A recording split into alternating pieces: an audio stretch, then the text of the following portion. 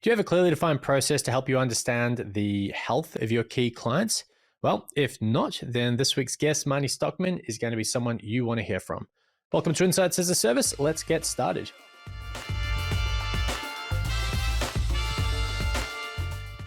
All right, Marnie Stockman, CEO of Lifecycle Insights and author of the book, literally the book on customer success for MSPs, which I have read. So there. Welcome to the podcast. Well, thanks for having me. And thanks for Right, reading the book. Yeah, you're welcome. Remain bought it, so we have Thanks, contributed Romaine. to your good stuff.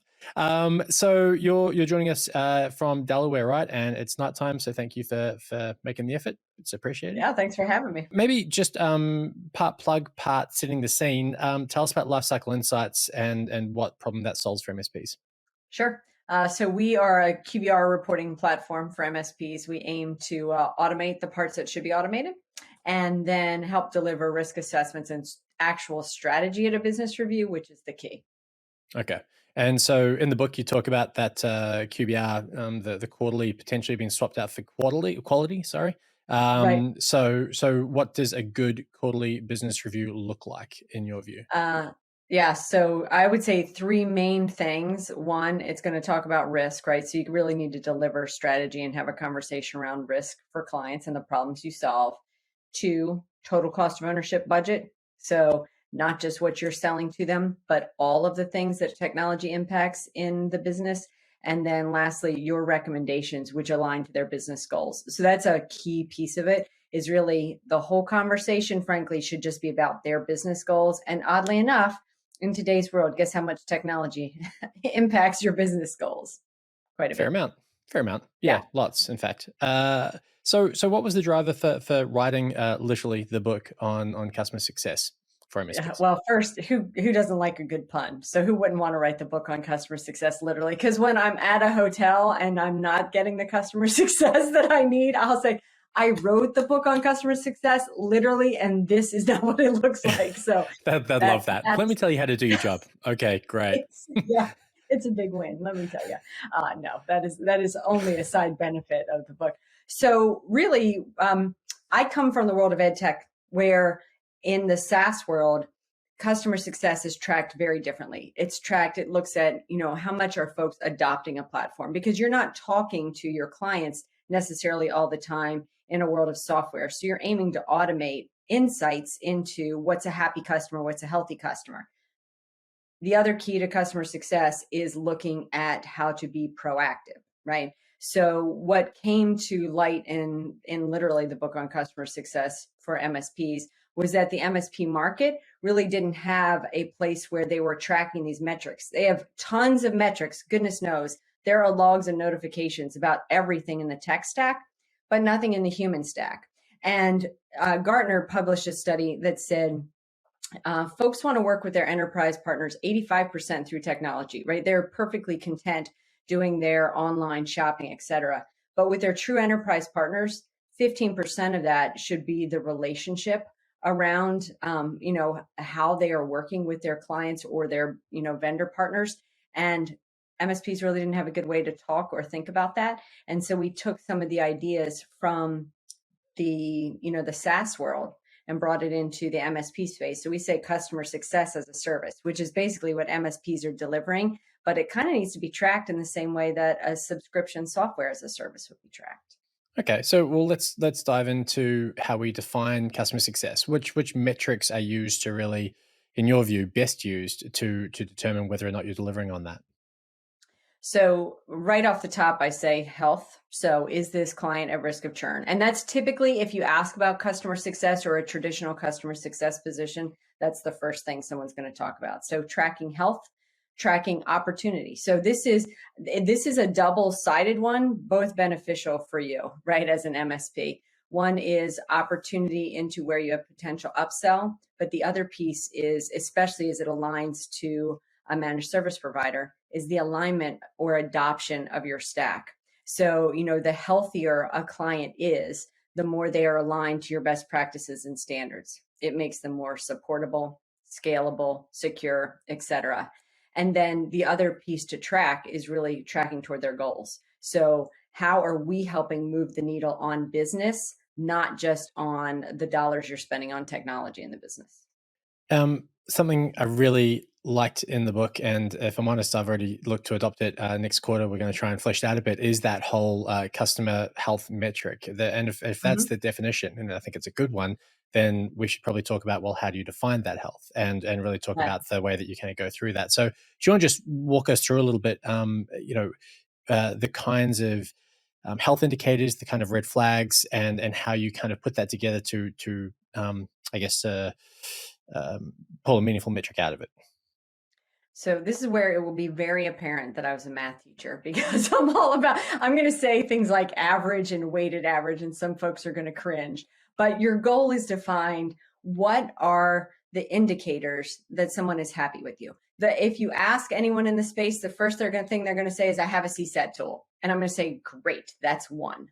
Yeah. And that's only one metric, right? When is somebody entering a CSAT score? Right after they put in a ticket. How are they feeling right before that ticket? Not in a good mood. So you got somebody coming at you with a ticket, and they're either leaving satisfied, right? Pleased that you resolved a problem, but you did just solve a problem for them, or that's still lingering out there. So that's a very point in time metric. That's not a good sense of, your whole relationship with that client. If I, groused every time one thing was wrong with my car, right? You would think I was going to get rid of my car every month. And that's not how that happens. So you need to define other ways of what shows health of a client. So other things we look at are sentiment. That is typically what MSPs think about, but never track it or write it down anywhere. And that's that gut check. How are you feeling about the relationship? Like, oh, I've got a great relationship with them. When I see them, they smile. I know their kids' names and, what their soccer schedule is, etc. So that's one, how you're feeling about that. But there are other, you said red flags, which I think are really important to track. One that I think typically gets a lot of head nods in audiences when I present is when I talk about an organization score. And what I mean by that is how stable is the organization and how stable is the leadership of that business. So if you're getting a new CEO at a small business, what are the odds that they already have an IT business provider that they like, or one that they love because it's their nephew or their daughter and they're going to do IT for them, right? So that's Totally a metric. If you've got some instability there, that would be something else to track. Other things we see folks do is track sort of a sentiment toward technology. So how much do they believe in what you're selling, not just your services, but how much do they believe technology impacts business? And what's their security posture around technology? Now, you can brainstorm this for days. I enjoy hopping on calls with teams of salespeople and CSMs and say, well, what do you think it is in your industry, in your business? And we brainstorm a list of them, and then we line them out to say which ones really hone in to the minimum number that is really accurate. You don't want to track 1,000 metrics if 3 will do, but you don't want to just pick a single metric if you really need 3. Yeah, that was a really good point in the book as well. Something that's a byproduct of that that reporting is that if you're AM, if that's who you've got, and I want to come back to the concept of a CSM because customer success manager, it's a really interesting title, and we need to flesh that out. But in my world at the moment, that would be an account management focus, right? And so if they can't Yep. answer a lot of those questions, that in itself is sort of a red flag. Yeah, I mean, it really is. But yeah, there were some great ones in there. I mean, stack adoption is a big one.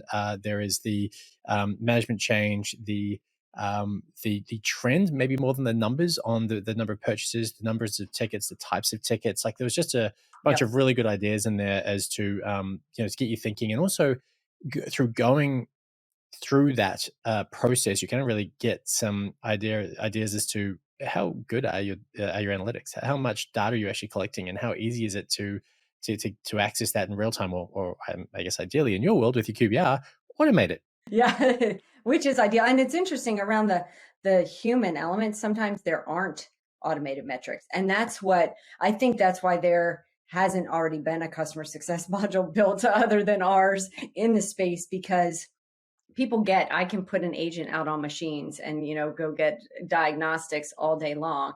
But, the human AI metrics, nobody's tracking my facial expressions on a call to see if I'm happy or not when I leave the call. So that requires human engagement to determine what are some of these metrics for sure. Let's talk about the CSM function then, because for me, it's a new title. And in the book, you say that it can be a specific role, but it can also be a role that's spread across a number of other functions within the business. So run us through what it looks like in a perfect world and how you've seen it done maybe in a less perfect way.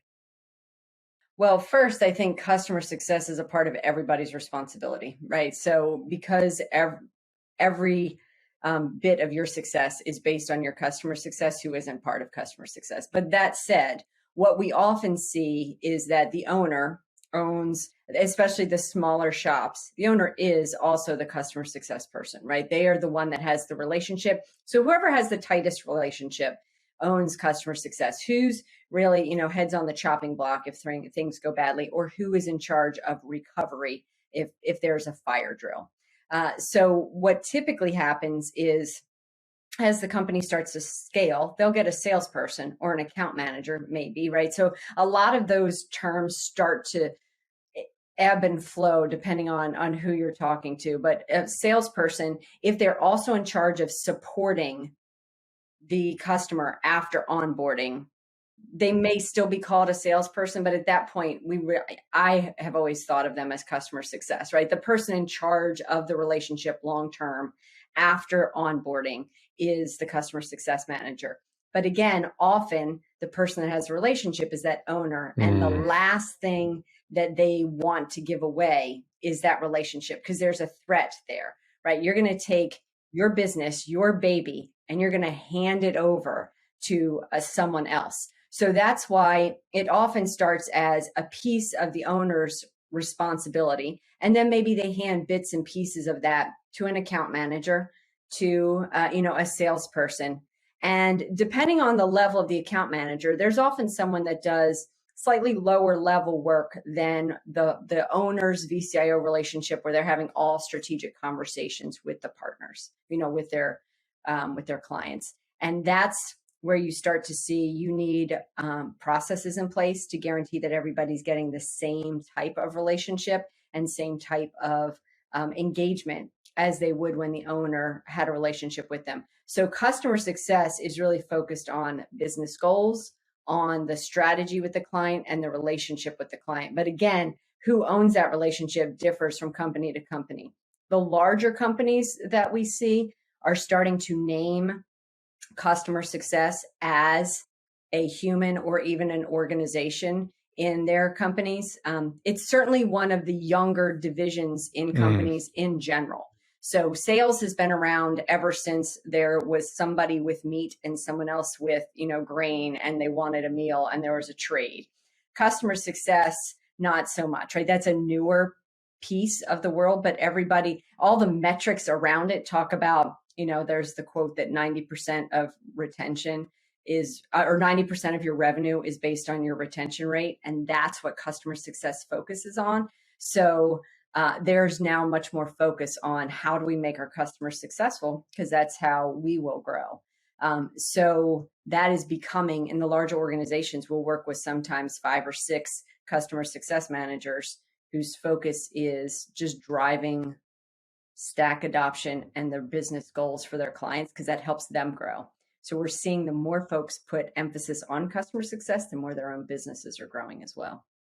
Yeah, it's pretty interesting in that one is I was just thinking about what an old school term account manager is. It doesn't inspire excitement, does it? No But if you warm call, fuzzies. No. no, It no, says you work for this business and I'm going to manage you. And it yeah, also has the connotation of sales, whereas customer success says, my job is to make you successful. How can we yeah. make that happen? And then if you within that role, rather than going, your key metrics are simply revenue, stack adoption, account retention, whatever, starts to be no, it's all of those customer health scores that we're engaged, that we have the CSAT, not the only metric, but a metric that you've got those Yeah. relationships.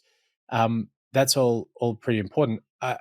I think too within our business, we really try, within our flywheel, it's just one of the key segments is just amazing customers with that great experience time and time again. Because happy customers, whether it's in B2B or B2C, they will refer more, stay longer, and see a greater value in what you do, and therefore be prepared to reflect that belief in a higher price point potentially.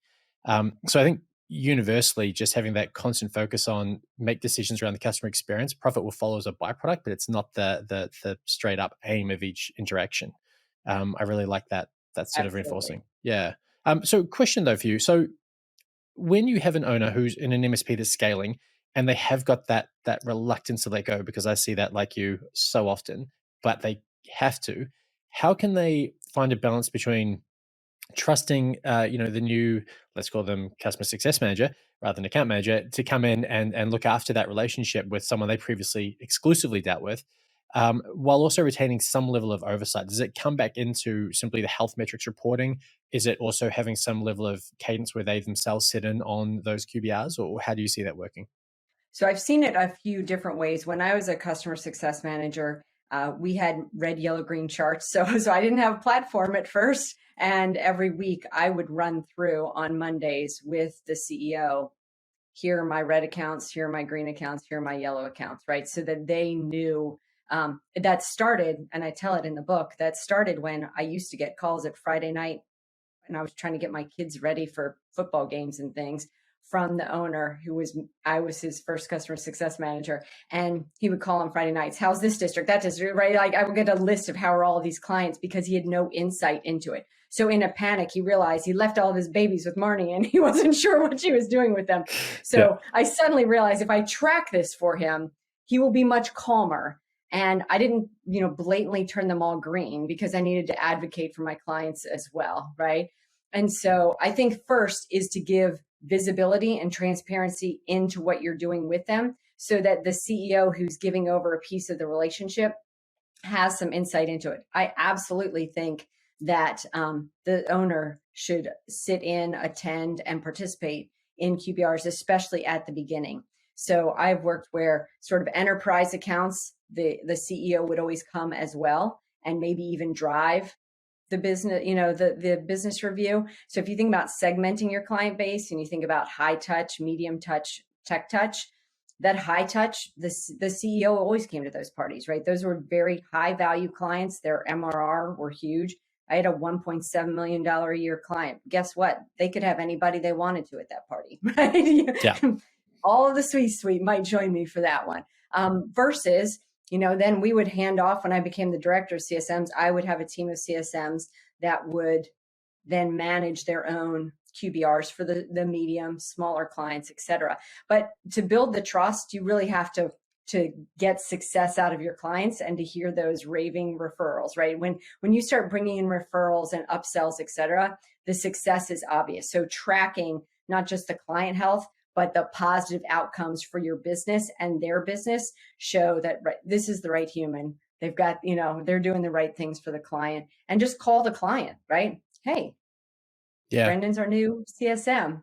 How's he, are you feel like you're getting treated well? Your CSAT scores look like this. What do you say? I was just thinking, like your point before about customer success is everyone's responsibility. If the customer has a wider relationship with the business than just a CSM, every interaction is a positive one. They see the end-to-end culture within the business aligned around their success as the customer. It probably makes that individual point of relationship much less of a risk from the owner's perspective, right? And the reverse is true as well. So to have more relationships with more than just one person at your client, right? Mm. So Yep. if I've always said one of the things that we tracked was if you had a gatekeeper. So you've got a single project manager that won't let you talk to anybody else on the team. Everything goes through them. That's a threat too, because it's loss of communication. So you're right. The more everybody knows what's going on, again, it's transparency everywhere and communication. In a shocking turn of events, communication is key to Who good knew? customer success. Who I knew? know it's earth shattering. So somebody put on Facebook today a review of the book and said, I felt like a lot of this was common sense, but like branding, you need to hear it over again in different ways for it to sink in. To which I replied, and sometimes common sense ain't all that common. Well, So, that's true. B, one of the key mantras for me in management generally is repeat, repeat, repeat. Just when you're getting sick of saying it, people are saying to hear it, and that's yep. it just hasn't stopped being true in the time I've been doing this. So, but it touches on a nice it's a nice segue into my next question though, because you talked, I think it's page 28. In fact, I know it is because I wrote it here. That you need, I like, you need to scale past the MSP owner's gut feel, and automate out a lot of the human element, but not all, in terms of reporting to the customers, in terms of collating that data, and then yep. particularly, I guess that at this point particularly relates to the communication with the clients. How do you find the right balance between automating the engagement and not losing that human touch? Human touch. Yeah. So one of the activities that we do in the book, I talk about segmentation, and I meant it. I said it earlier, but I should talk about what that means instead of just throwing it out there. So to really look at, I segmented by, let's take your MRR value, and then so I'm talking XY axis. Again, here goes the math teacher. I should have drugged my whiteboard over. Yeah, my math skills mean you're going to need to slow down. Not joking, but yeah, Okay. I am just terrible. But Karen, I got you. I promise we'll get there. Nice and slow. So think about plotting. Think about plotting the MRR value of your client versus the effort vertically, right? So we're talking about high value, high effort clients, and the cadence for meeting with them, right? Quarterly, maybe monthly. Let's think about your low value, low effort quadrant, and that's where we're talking much more automated. So you're kind of defining these cadence. And I mentioned high touch, medium touch, tech touch, and then people we need to work on all together. Once you've determined, okay, I've segmented my client base, let's take a look at who they are and what they have in common, and then how often they need to meet. And they absolutely deserve some human engagement, but it might not be face-to-face. My high touch clients absolutely would get quarterly, face-to-face, pre-COVID, no question, every time, right? Some of them could get quarterly, but maybe only one of them was face-to-face during the year, and the others would be online. Mm-hmm. Mid-touch, maybe every 6 months. And then the automated, a yearly email or a yearly conversation. But to your point, what can you also automate? So in between, just because you're meeting with somebody every 6 months doesn't mean that's all they should hear from you, right? Mm-hmm. If you're not talking to your clients, somebody else is. But you don't have to schedule a meeting to still be communicating with them. So in the book, I talk about remarketing to your clients. And when I say that, a lot of people think, but they're already my clients. Why am I marketing to them? But you still need to message to them. Mm. So setting up a drip campaign in your CRM to talk about, hey, it's Cybersecurity Awareness Month, and these are the things we've done for you recently, right? Lucky for you, you have us. We've saved the day again. Or, just some reminder of the work you're doing is important because you can automate some of the conversation around the value you're providing to them. But you can also drip campaign questions of, how are you, is your business growing with X, Y, or Z new technology? Are you having this concern around cybersecurity?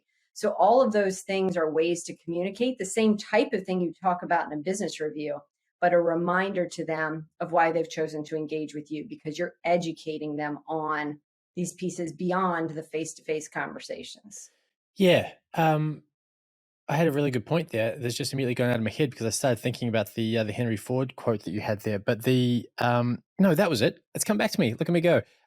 Marketing. When you talk about that drip feed campaign and having something, I mean, in our world, we run with Salesforce, so we've got Pardot that interacts with that, right? So we can set up that call cycle, that cadence, and hopefully create content of value that actually educates and informs and helps in some way, adds value. How much does your approach add value to the marketing function side of MSPs? And do you think that's well understood? I don't think it's well understood, for sure. I mean, when we talk to MSPs and I ask them where their biggest struggles are, they'll say, well, sales and marketing right out of the gate. Okay. So the notion of marketing to their own clients is probably not well understood either. But they do, when we talk about it, especially when I use the word remarketing and they're thinking, creating top level leads.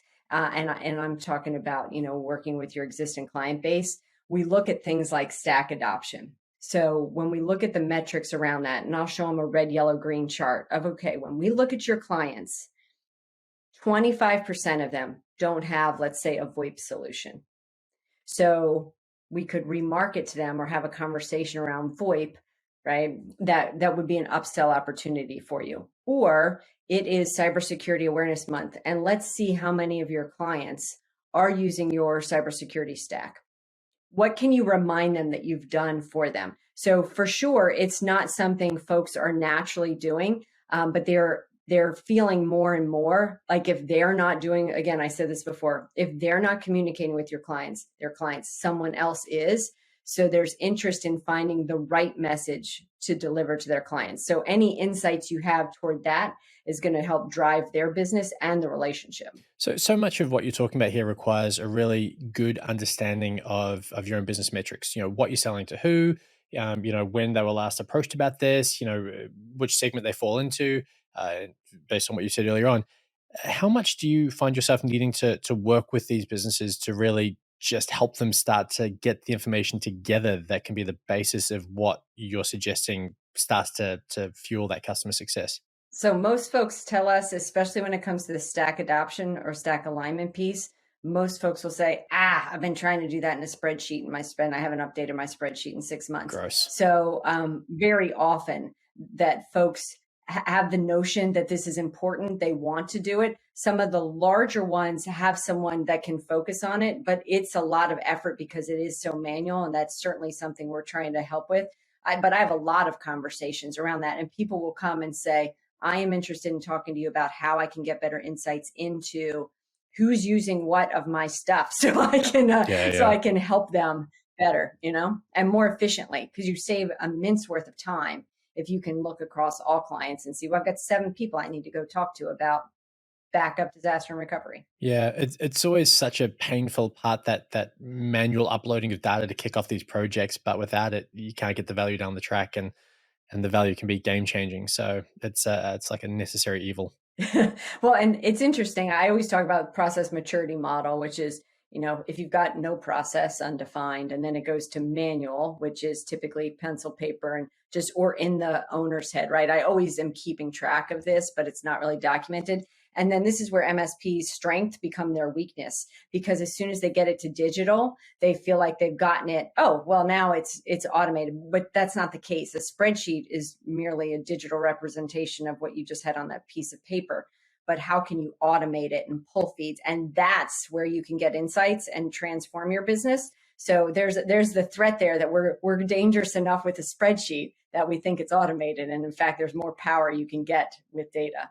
Do you see Power BI being like the new thing that everyone's lurching towards to start to be smarter with what they can gather? Well, I think anything with business intelligence, right? Yeah. So Power BI is certainly one of them. There are a lot of tools on the market that do that. I'll plan an Airtable myself for sure. But any automation that delivers an insight rather than just manual entry and pull, when you push and pull the exact same information, it's no different than just having a faster way to access a notebook.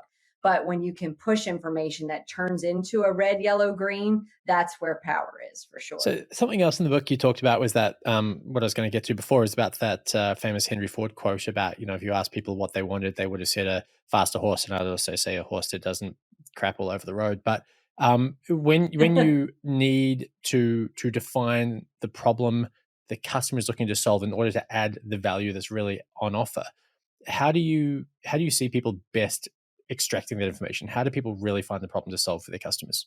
So it's interesting. Just 2 weeks ago, we had a meeting. So we have a weekly meeting with our partners, and we had a conversation with several of our partners about how they have conversations around goals and business goals, and what questions are they asking, instead of just showing up to a business review and saying, I'm here to talk about your asset inventory and your user inventory. They were talking about the conversations they have to pull the business goals out of their clients. And some of the questions were things like, what are 3 things you wish technology could do for you, right? What are your business goals and what technology impacts it? What are trends in the industry? What is something your team's doing over and over again that maybe you didn't know you could automate, right? What are 3 wishes you had?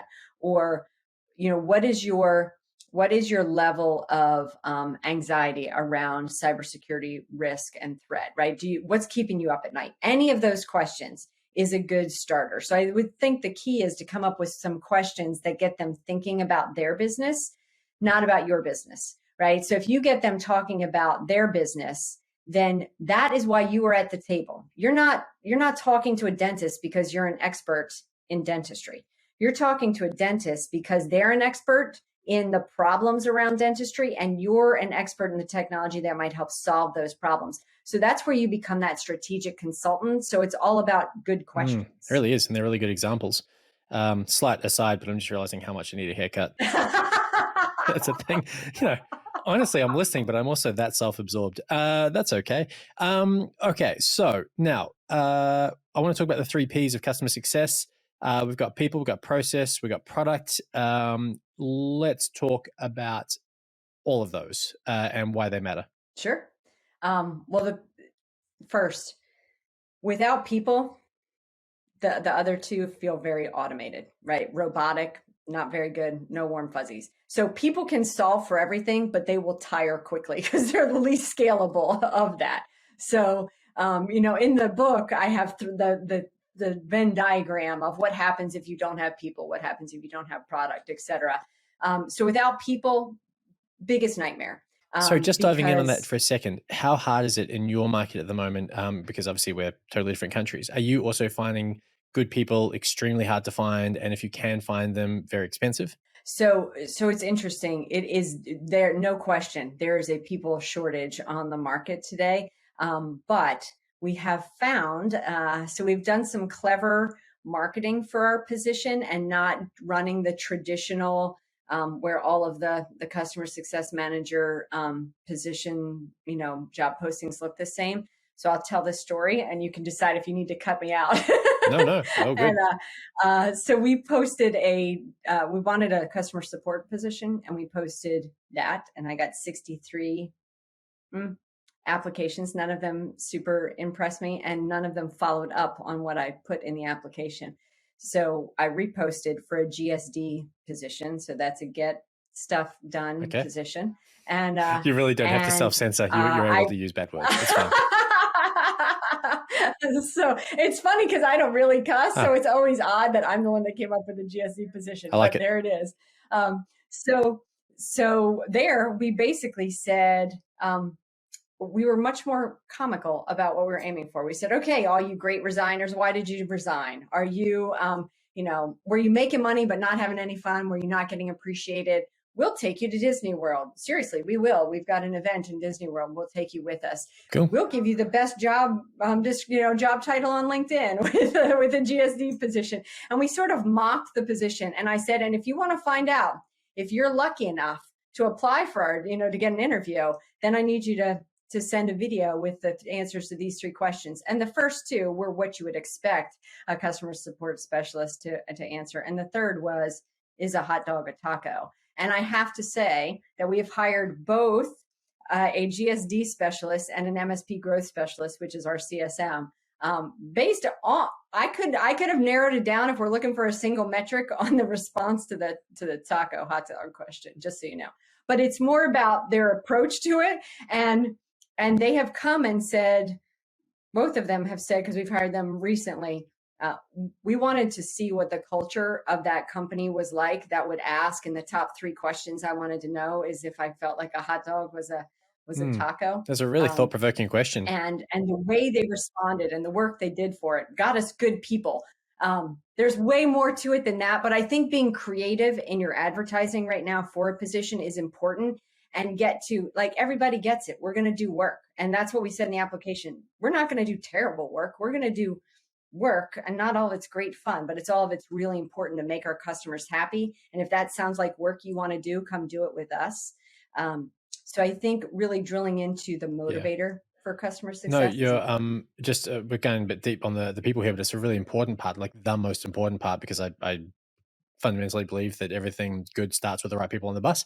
But had a conversation with Kat from our team, and she was just saying to us, paraphrasing, but basically, if you want more women in tech, stop advertising like you've always advertised. If you've always advertised a certain way and got guys replying en masse, stop doing that. Talk a different way. Market yourself differently. Try something different. It's like, oh yeah, it's a good idea. Wish I thought of that, several years ago.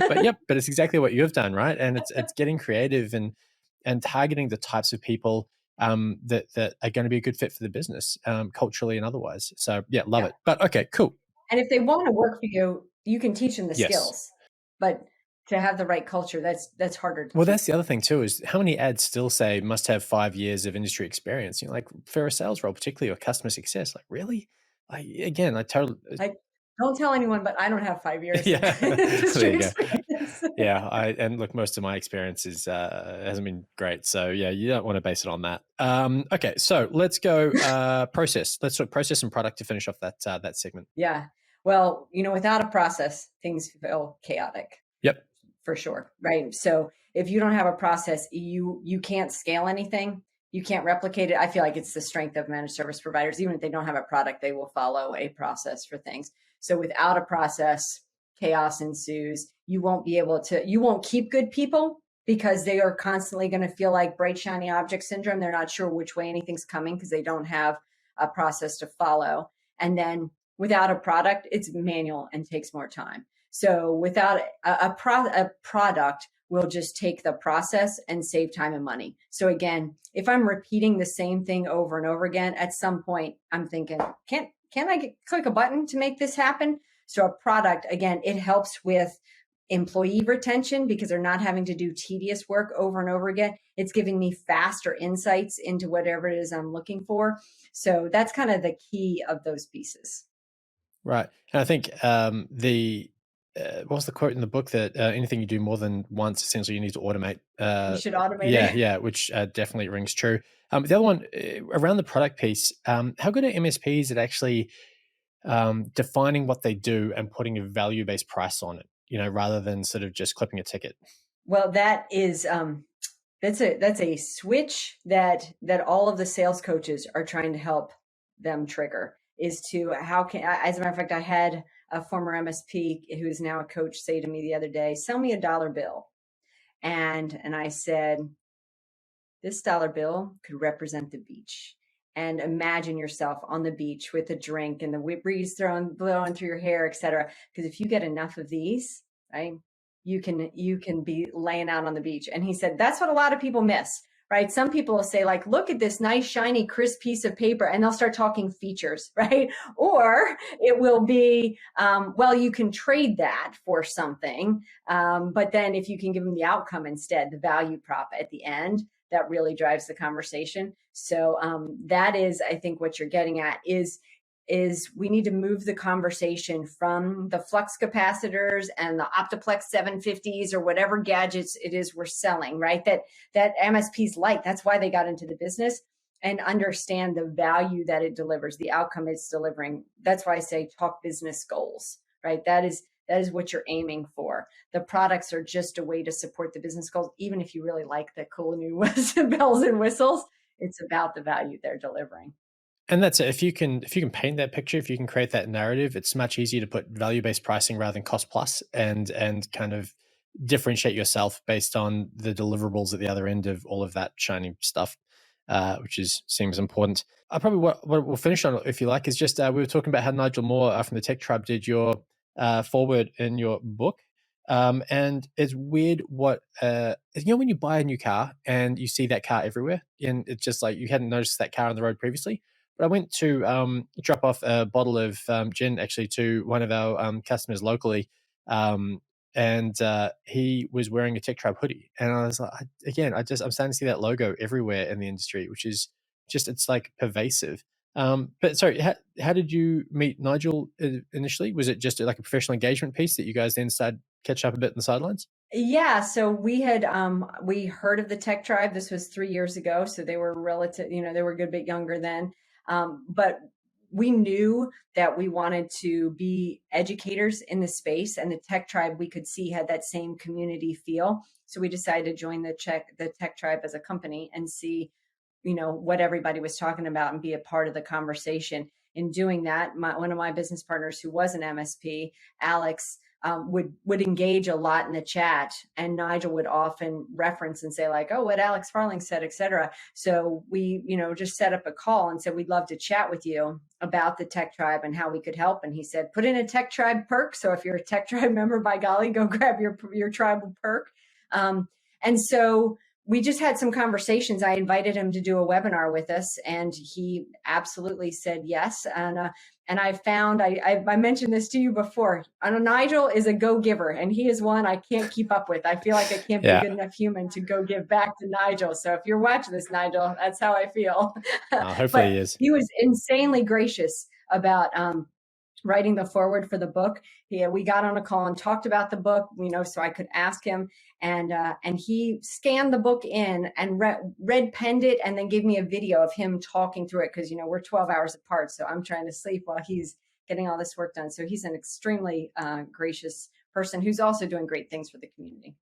He is. You and I'm just trying to imagine you two having a conversation with two extremely high levels of energy coming at each other to create some sort of supernova of like tech energy. It's crazy. Yeah, because it's just it's great talking to both of you, because there's no dead air. It's awesome.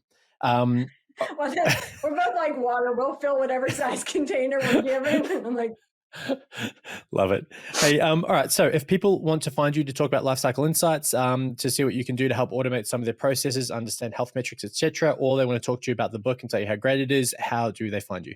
I'm easy to find. info@lifecycleinsights.io is probably the easiest way to get me, although I am Marnie.Stockman at lifecycleinsights.io. But I'll check either of them. Or on LinkedIn, right? The beauty of being named Marnie Stockman is there's one. There are not many. There are not many, which is makes it very easy. That's, I believe, how I found you. Okay, Marnie, thank you so much for coming on. It's been a great chat. I really appreciate it. Thank you for staying up late to make it happen. Oh, thank you for having me. This is great.